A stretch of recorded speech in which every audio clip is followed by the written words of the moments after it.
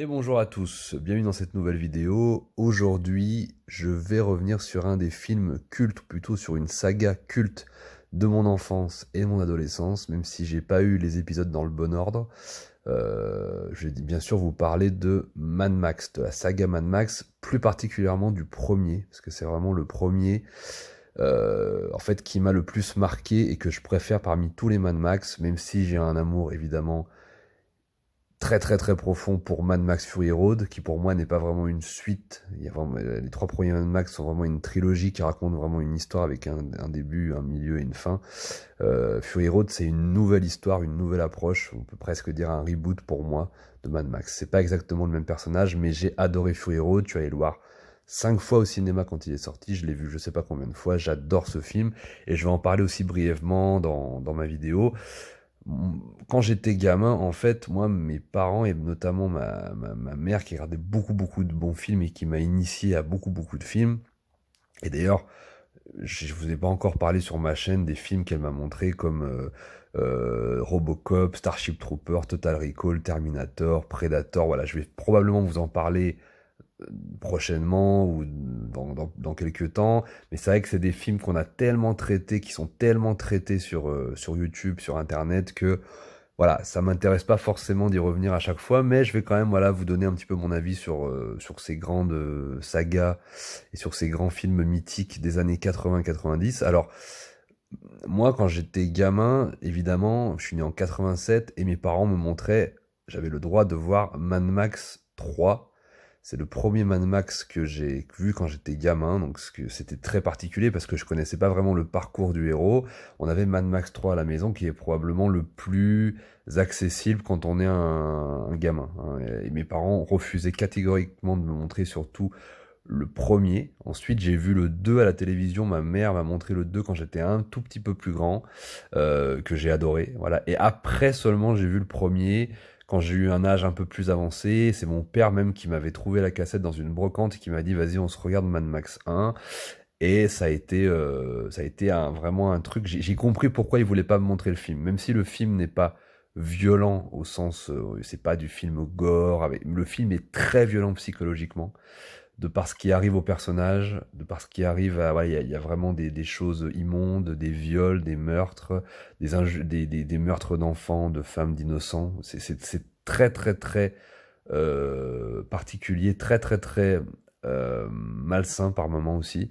Donc je comprends pourquoi mes parents voulaient pas me montrer le film à l'époque, mais c'est quand même celui qui est le plus resté, et c'est celui qui m'a le plus marqué. J'avais évidemment, moi, beaucoup aimé le 3 quand j'étais gamin, j'adorais Mel Gibson, c'était un de mes héros d'enfance avec, je le mettrais un petit, je le mettrais, je le mettais un petit peu, je le comparais un petit peu à un type de héros qui incarnait un peu des anti-héros comme par exemple Kurt Russell avec Snake Plissken par exemple, dont je vous avais déjà fait une vidéo.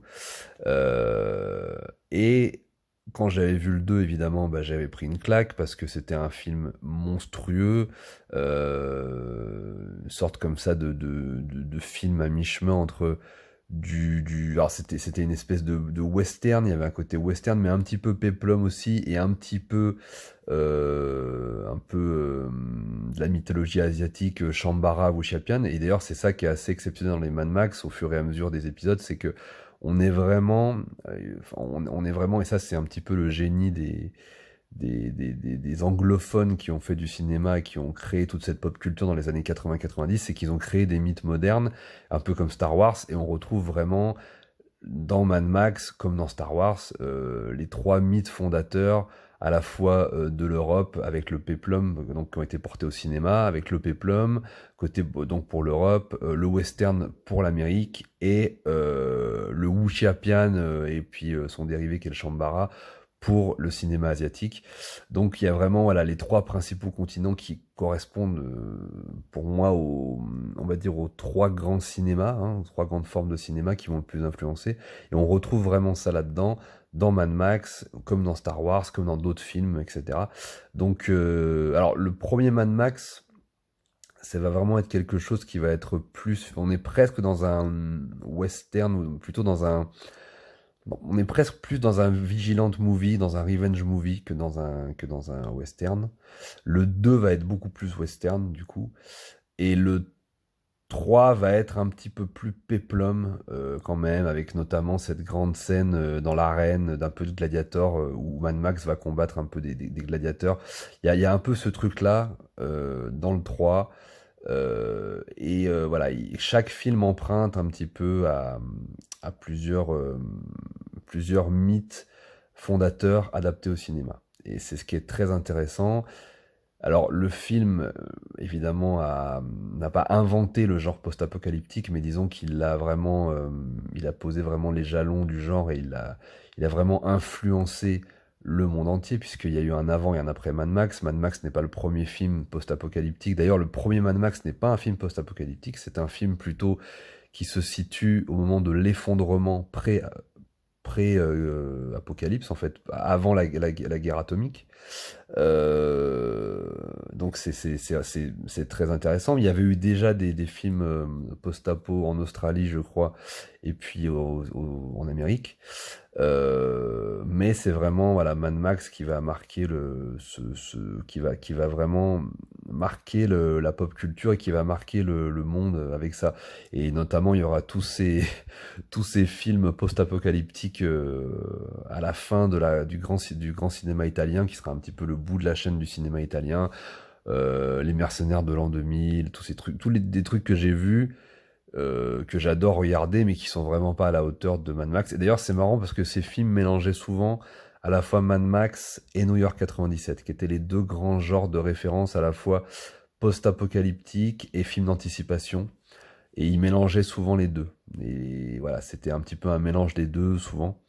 Et les Italiens faisaient ça, ils copiaient ça. C'était vraiment l'une des pires périodes du cinéma italien et c'était un petit peu sur la fin. Moi, c'est des films qui me régalent, que j'adore, mais qui sont pas à mettre devant tout le monde parce que c'est très très particulier. En tout cas, voilà, Mad Max a vraiment, surtout le 2 en fait, le 2 a vraiment inventé ce nouveau genre. Du post-apocalyptique, il a influencé tout un tas d'œuvres, hein. On va pas revenir sur Ken le Survivant et plein d'autres choses. Je vous ai parlé du cinéma italien il y a quelques secondes. Et en plus de ça, le 2 nous offrait vraiment des cascades hallucinantes, une réalisation beaucoup plus maîtrisée que le premier finalement, puisque moi j'adore le premier pour ce que ça raconte, pour ce que ça dit de cette espèce d'humanité à la fois complètement perdue, en bout de course, en bout de chaîne, d'une civilisation qui s'effondre complètement, où tout le monde devient fou, mais plus que fou, tout le monde devient pervers, et tout le monde perd son humanité en fait. Et d'ailleurs, souvent le film les gens parlent un petit peu de retour à l'état sauvage. Moi, je suis pas vraiment d'accord avec ça. Le sauvage, pardon, des temps primordiaux a beaucoup plus de dignité, hein. On voit ça dans les films comme Avatar, Danse avec les loups.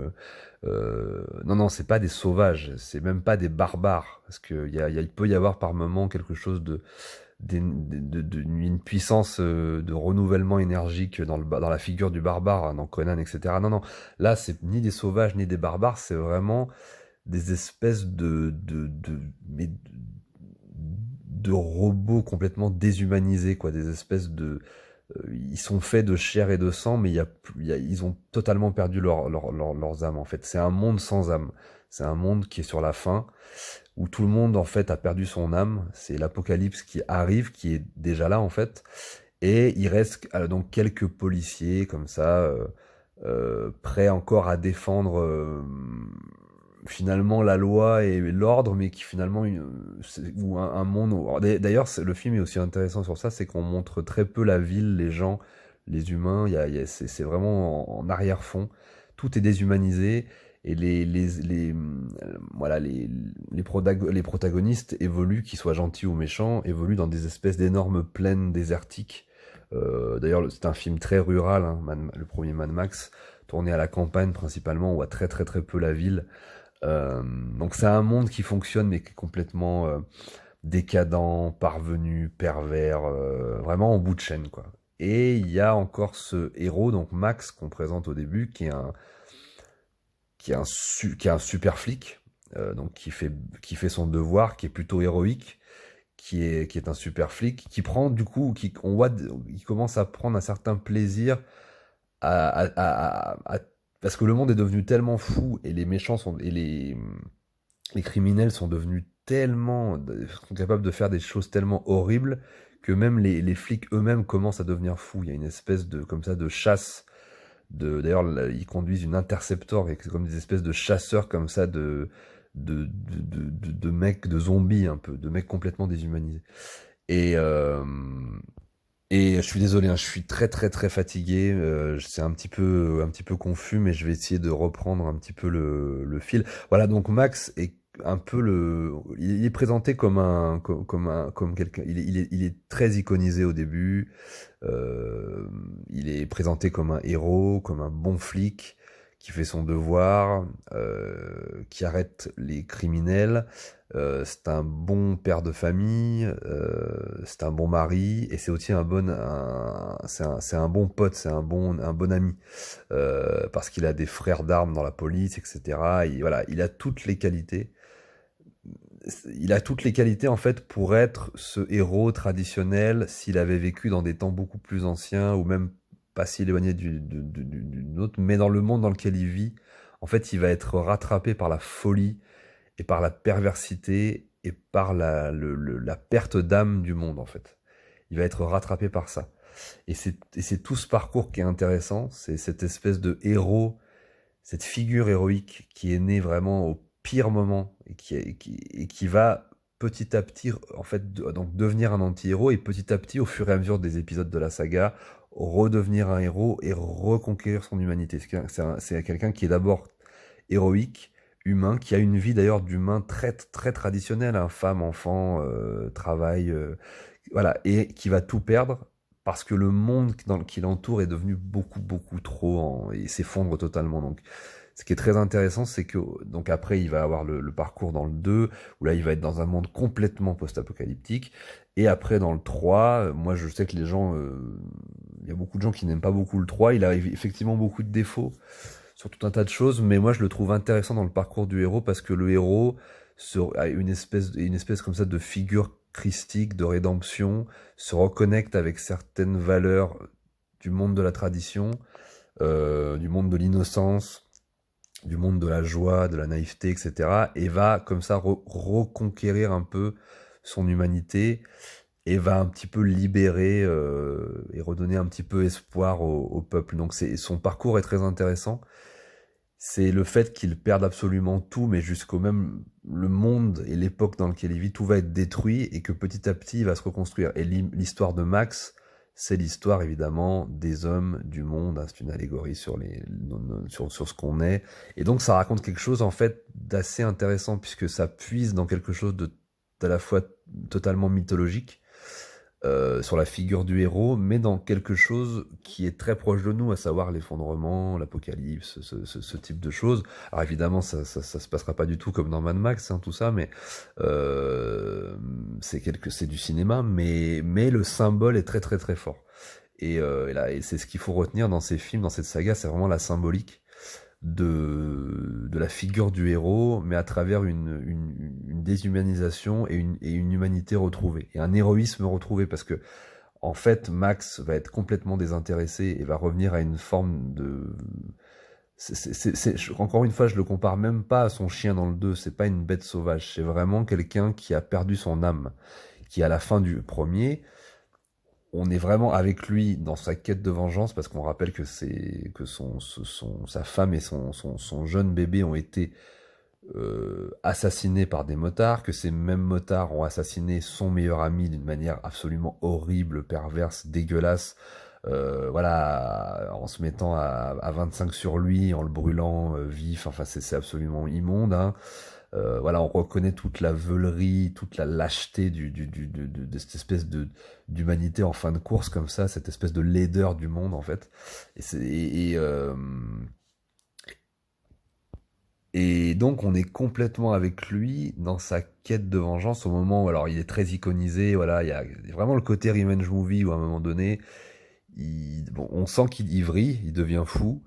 mais en même temps, voilà, il va rendre la justice. Donc, il commence à remettre son habit de policier parce qu'il avait démissionné pour prendre des vacances parce qu'il en pouvait plus, etc. Il voyait que le monde devenait fou. Il voulait pas devenir fou avec lui, mais ce monde de fou l'a rattrapé et il est obligé voilà, de remettre l'uniforme, de reprendre les flingues et les armes, et là, c'est là qu'il va prendre sa voiture. D'ailleurs, la voiture va changer. La symbolique de la voiture est très intéressante, puisqu'au début du film, il a son interceptor multicolore, et à la fin du film, il a une espèce d'interceptor noir, donc sans étiquette, sans âme, comme une espèce comme ça de personnage vengeur, hein, complètement. C'est la mort, en fait, à la fin. Il devient littéralement la mort, en fait, la loi du talion, la mort qui va rôder comme ça indéfiniment sur les routes désolées comme ça d'Australie, et ça va être vraiment la symbolique de la mort de la fou qui vient punir en fait les méchants. Donc on est plutôt galvanisé par ça. Moi je suis très galvanisé par cette idée-là. C'est quelque chose de très cathartique au cinéma, le revenge movie, le vigilante, etc. Parce que toutes les injustices du monde, finalement, elles sont réparées dans ce type de film. Mais là où le film vrille, en fait, à un moment, c'est que alors il se venge effectivement, et il punit les méchants de manière très radicale et très très rapide. Et c'est très très bien. Moi, je trouve qu'il faut punir les méchants, c'est très très bien. Mais il y a une toute scène à la fin qui est ultra intéressante. C'est qu'il va vraiment assassiner d'une manière très perverse, on va dire, un mec qui était dans le groupe de motards, mais qui lui était une espèce de mec. Alors c'est vraiment lui, c'est le symbole absolu à la fois de la lâcheté, de la folie, et qu'on passe notre temps à excuser, en fait. C'est-à-dire c'est la petite merde, quoi, la petite merde, voilà, la petite merde ultime, parce que il a pas non plus cette espèce de grandeur que peut avoir le méchant par moment, ou cette espèce de folie comme ça un peu. Non, c'est vraiment une toute petite merde. Et d'ailleurs, il se fera relâcher pendant le film au tribunal. Il est responsable du viol d'une fille et d'un mec et tout, qu'ils ont violé, massacré, tout ça. Et le mec va être relâché. Voilà. En plus, voilà, il y a des résonances un petit peu au monde d'aujourd'hui, l'injustice. Les gens qui se font relâcher au bout de 2 jours, enfin voilà, protégés par des gens super puissants. Voilà, il y a vraiment ce côté injuste et tout. Et donc ce mec-là, qui est vraiment qui en fait qui cristallise un peu tout ce monde en fait là, parce qu'il n'a pas la puissance du guerrier, même méchant.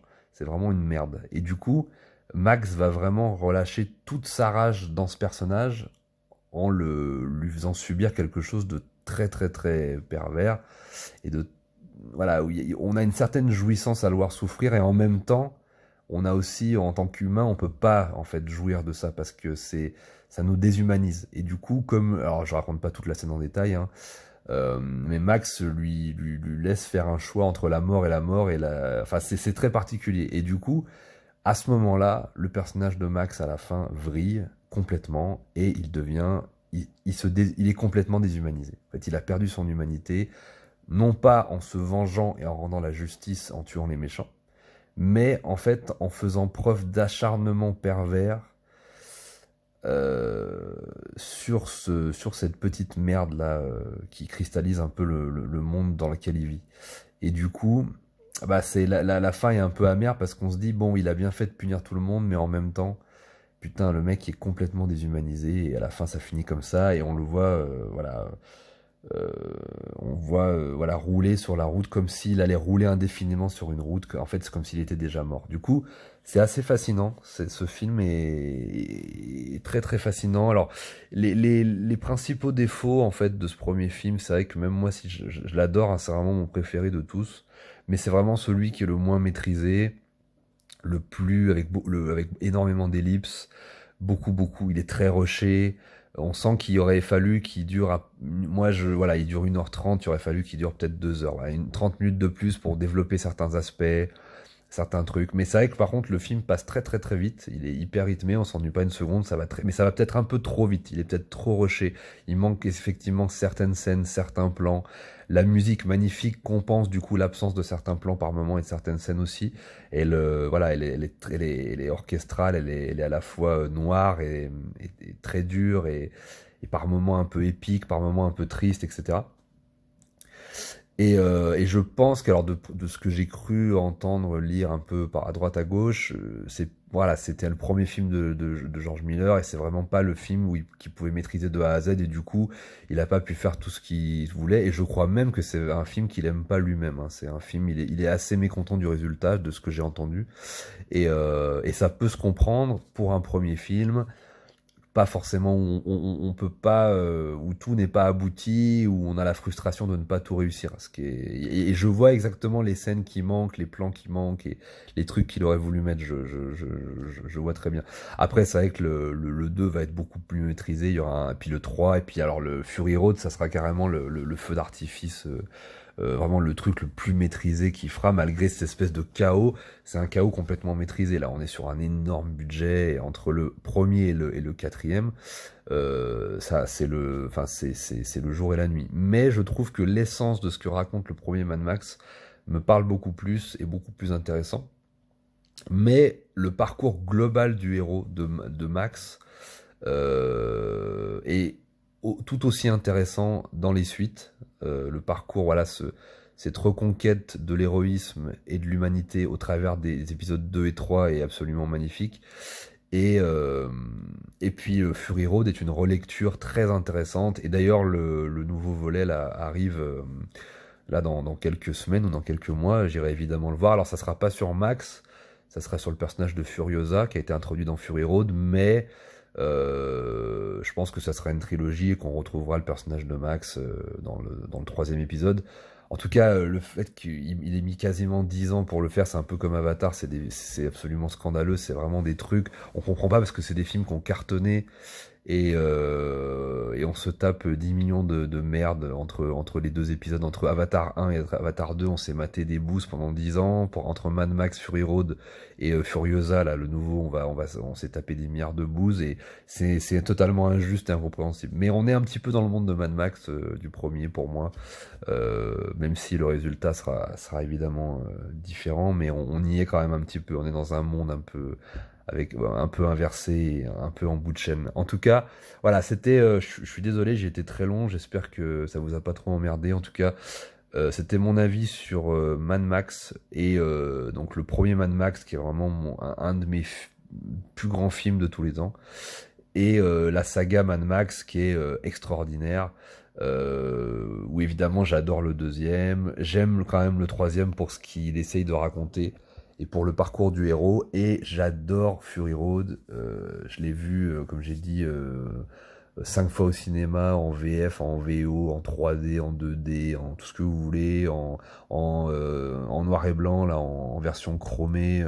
Je le matais à une époque, quand il est sorti en 2015, le Fury Road, je le matais mais pratiquement toutes les semaines. Je le matais une fois par semaine. Enfin, c'était un film qui m'a mis une claque qui était presque plus viscérale que ce que ça racontait, même si ce que ça raconte en fait en fond est très très très profond et très intéressant, mais ça se fait vraiment par la mise en scène et par quelque chose qui convoque des figures mythologiques et héroïques.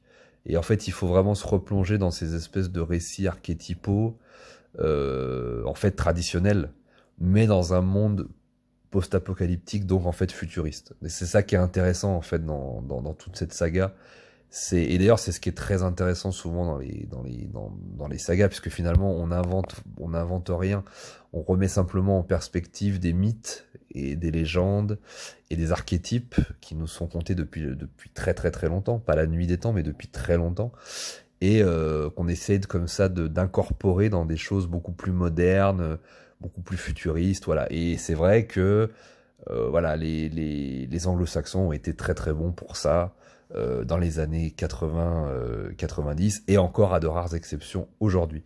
Donc voilà, Mad Max, puis évidemment, j'en ai pas parlé mais ça coule de source, le personnage de voilà l'acteur Mel Gibson que j'adore et qui est pour moi en plus de ça, et je vous en ai souvent parlé sur ma chaîne, puisque je vous ai traité de ma trilogie, voilà la trilogie magnifique de Mel Gibson, donc qui est Braveheart, La Passion du Christ et Apocalypto, qui sont probablement les plus grands films du monde, avec Les Seigneurs des Anneaux, la saga, la première saga, la première trilogie, qui sont les films voilà les plus épiques, les plus héroïques, les plus portés sur le monde de la tradition et du héros traditionnel et de la mythologie que vous pourrez trouver. Et il explore vraiment tout un tas d'époques différentes en plus. Voilà. Donc c'est effectivement, voilà, en plus d'être un grand acteur, c'est un des plus grands, peut-être même le plus grand réalisateur du monde. Enfin, vraiment, Mel Gibson, il a fait vraiment peu de films, mais le peu qu'il a fait, c'est absolument, mais c'est magnifique. Les trois premières œuvres qu'il a fait. Et d'ailleurs, j'aime beaucoup aussi son quatrième, Tu ne tueras point, qui est aussi très très bon, que je mets en niveau en dessous des trois de la trilogie là qu'il a fait là, de Brevard, La Passion du Christ, Apocalypto, mais quand même, c'est quand même assez magnifique. Et puis L'Homme sans visage était un premier film aussi très bon et très sympa. Voilà, grand acteur, voilà, qui était fait pour interpréter Mad Max. Et très grand réalisateur. Donc voilà, en plus de ça, une grande figure. Donc voilà, bah, c'était tout ce que j'avais à dire sur Mad Max. Je vous souhaite une bonne journée ou une bonne soirée. Je vous embrasse. Prenez soin de vous. Soyez des héros et soyez des humains. À bientôt.